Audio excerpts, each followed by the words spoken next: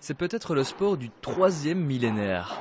Le paddle tennis fait son apparition pour la première fois en Hainaut, et plus précisément au Smashing Club du Reux, qui se veut précurseur en la matière. C'est les premiers essais en Belgique, donc on est le premier terrain du Hainaut. C'est un sport qui est dynamique, qui a une autre logique que le tennis, c'est-à-dire que c'est un sport collectif qui se joue 2 contre 2. Et puis c'est très tactique, donc on peut jouer avec les vitres, on peut jouer avec le sol, mais surtout le principal c'est qu'on peut s'amuser très rapidement au paddle. Ce sport s'implante tout doucement en Belgique. Les origines de cette discipline sont latines, le paddle provient d'un autre continent. Le paddle est né officiellement au Mexique, à Acapulco. C'est Enrique Corcuera qui a créé ce sport en ayant un petit terrain de tennis dans son jardin qui n'était pas assez grand pour un terrain de tennis. Donc il y avait des murs au fond. Et puis il a eu l'idée d'utiliser les murs. Et de là est né le concept du paddle. Et c'est en Espagne que ce sport a trouvé son public. Il dépasse même le tennis en termes d'adhérents. Le paddle est le 2e sport le plus populaire de ce royaume, derrière le football, une discipline qui est en train d'exploser. On peut parler en tout cas de plusieurs millions de joueurs en Espagne et dans le monde. Et puis dans les autres pays européens, c'est en train de grandir. En Belgique, on estime à 500-600 joueurs pratiquant le paddle actuellement.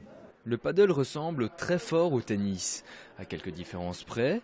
Concrètement, le filet est plus bas, le double est obligatoire et les joueurs peuvent s'aider du mur derrière eux pour renvoyer la balle.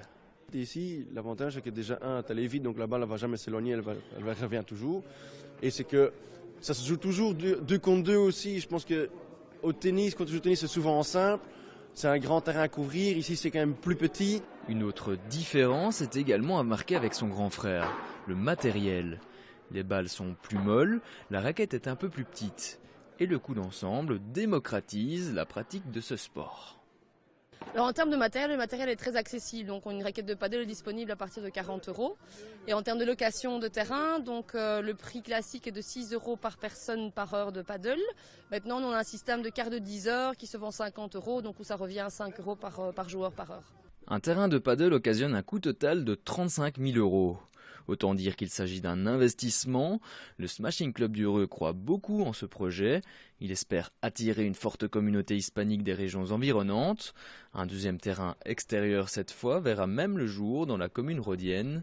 Un peu d'ombre est donc faite à cette terre battue, peut-être par le tennis du futur.